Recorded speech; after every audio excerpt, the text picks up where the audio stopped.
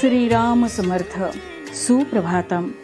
हिंदू जागृती न्यास आणि श्री घंटाळी मंदिर संस्थांच्या प्रभाते मन या कार्यक्रमात अमृतापाध्येचा सस्नेह नमस्कार. श्री ब्रह्मचैतन्य महाराज गोंदवलेकर प्रवचने. 21 ऑक्टोबर. प्रारब्ध म्हणजे न समजणाऱ्या गोष्टींचे कारण.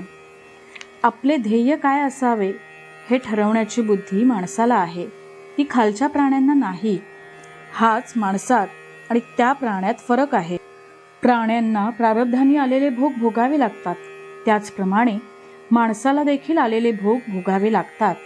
पण भगवंताचा पाठिंबा ज्याला आहे तो मागे पुढे सोयीने भोग भोगू शकतो. जगातल्या घडामोडी जशा चालतात तशाच आपल्यालाही सर्व गोष्टी प्रारब्धाने चालतात.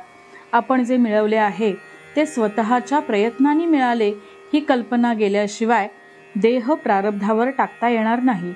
माझे सर्व हे त्याच्या कृतीचे फळ आहे असे म्हटले की क्रिया तर चालते पण करते पण राहत नाही.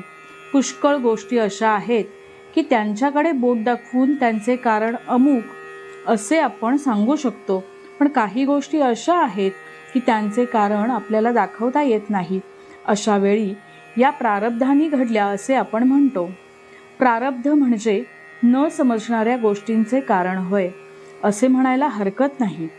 संतांना देखील त्यांचे प्रारब्ध भोगावे लागते, पण त्यांना देहबुद्धी नसल्याने भोगाचे सुख दुःख त्यांना नाही. व्यवहारदृष्ट्या औषध घेऊन मग भोग भोगणे हाच खरा मार्ग आहे. बुवानी आपल्या सिद्धीने रोग बरा करणे किंवा टाळणे हे बरे नाही. त्यामध्ये बुवाची प्रसिद्धी होईल खरी, पण त्यात त्याचे स्वतःचे कल्याण नाही, तसेच लोकांचे पण हित नाही.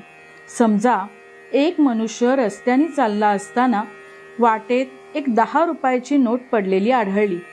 पूर्वसंस्काराप्रमाणे ती उचलून घेण्याची वासना त्याला होईल, पण ती प्रत्यक्ष उचलून घ्यावी किंवा न घ्यावी हे ठरवण्याचे स्वातंत्र्य त्याला आहे.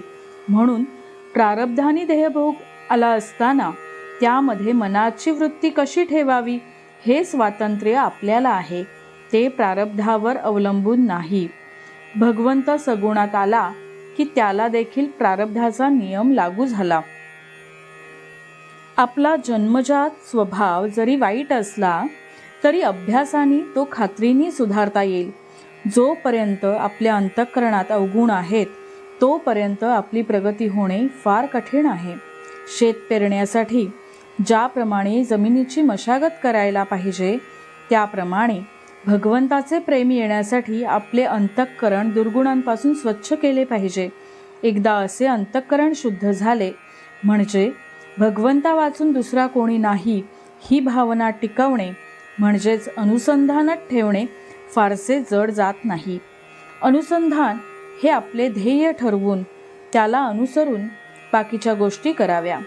त्याकरता सर्वांनी मनापासून नाम घ्यावे आणि आनंदात राहावे. बोधवचन. मिळणे आणि जाणे दोन्ही प्रारब्धानीच आहे, मग हर्ष शोक वृथा का करावा. मंडळी, रामरायाचे आणि श्री घंटाळी देवीचे शुभाशीर्वाद तुमच्या सर्व कुटुंबावर अक्षुण्य राहोत ही प्रार्थना. जानकी जीवन स्मरण. जय जय राम.